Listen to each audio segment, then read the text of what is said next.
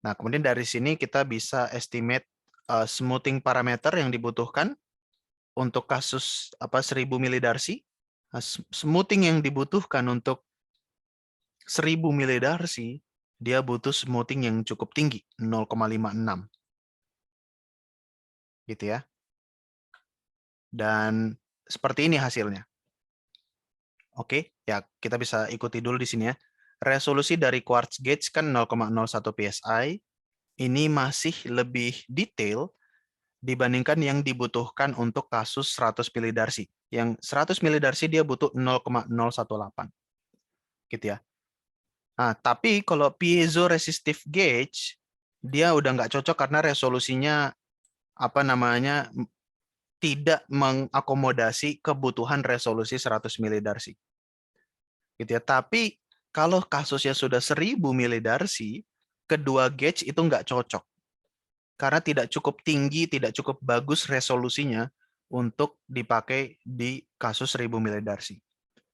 Nah, that's why kita butuh smoothing, dan smoothing parameternya untuk kasus 1000 milidarsi dia butuh smoothing 0,56. Jadi kurvanya itu akan di smoothing, dan kadang-kadang smoothing ini memberikan terlalu strict, dia bisa membuang informasi penting karena terlalu smooth, terlalu dipaksakan smoothingnya. Nah, ini isu yang lebih advance ya, nggak bisa kita bahas di sini. Tapi seringkali hati-hati dengan smoothing yang terlalu tinggi. Karena itu kita terlalu banyak memoles data.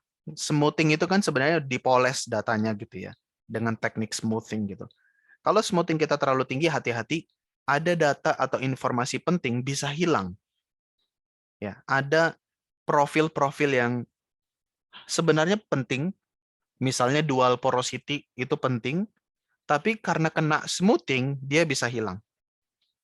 Gitu ya.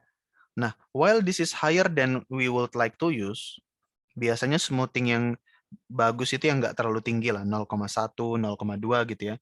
Tapi it's still usable. Gitu ya. Nah, if we accept 20% noise dibandingkan 10%, we can pakai smoothing 0,28. Yang mana ini masih reasonable.